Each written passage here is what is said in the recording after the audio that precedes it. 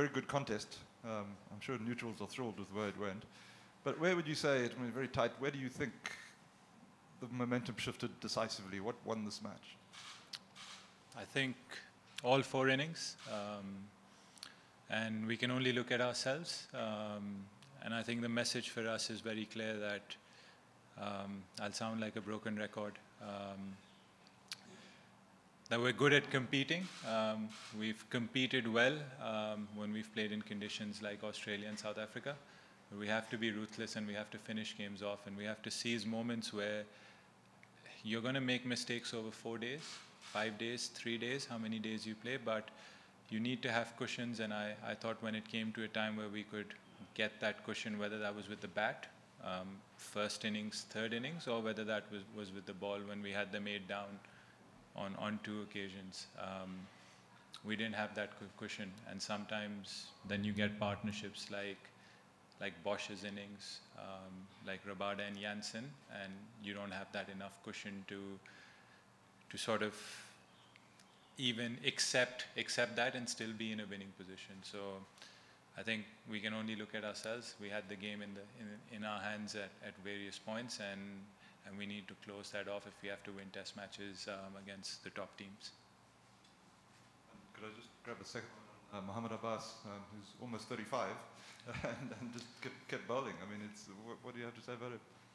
Well, I think the message is clear. Age is just a number, and the disappointing thing is a performance like that should be on the winning side. Even Saud Shakil's innings, I thought that if we'd batted a bit better with him, he would have gotten his 100. He would have gotten 100 at the Centurion, which isn't always possible. So those 2 performances I felt deserve to be on the winning side, and unfortunately they're not. Shan, you've mentioned a lot of times the difficulty Pakistan have in getting over the line. Saud Shakil mentioned yesterday sometimes Pakistan struggle with taking the last 2 or 3 wickets or scoring extra runs.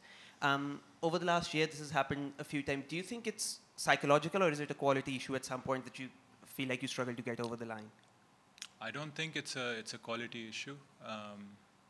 The quality is there, and we've seen it at various points. But like I said, to be a top team, to be in South Africa's place, to play a World Test Championship final, these are the things where you have to be ruthless. And sometimes you learn the hard way. Like I've also said before that,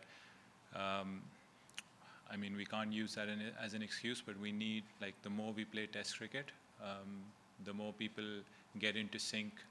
A lot of the players were playing for the first time in these conditions, and it can be a really hard lesson where you feel that you've got the other team out, but you still need to finish the job. Or it can also feel like, oh, we've got a really good partnership with Saud and Babar, or Kamran and Rizwan, or me and Saim in both innings, and you feel that now you can take them on and have a great score. You're never set in these conditions, whether with the bat or the ball. And look, we're learning it the hard way through defeat. But look, the challenge is that that we have to respond to this, and we have to make sure that once we get into winning positions, we must make sure that we win the game rather than bringing the other team back in. Commiserations, Shan, but congratulations on a great test match.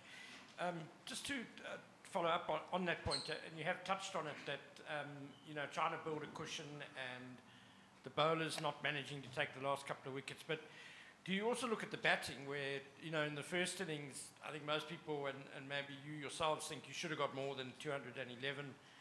And then I also think back to the first session yesterday, when you had 2 set batsmen who were really starting to dominate.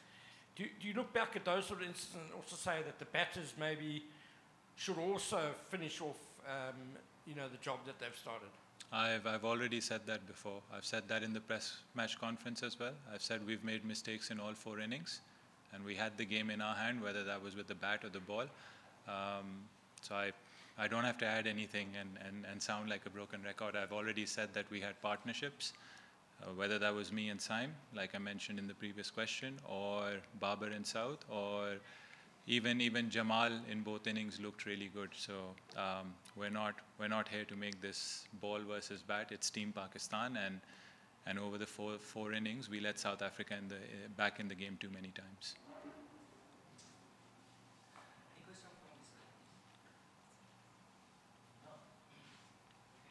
None, thank you.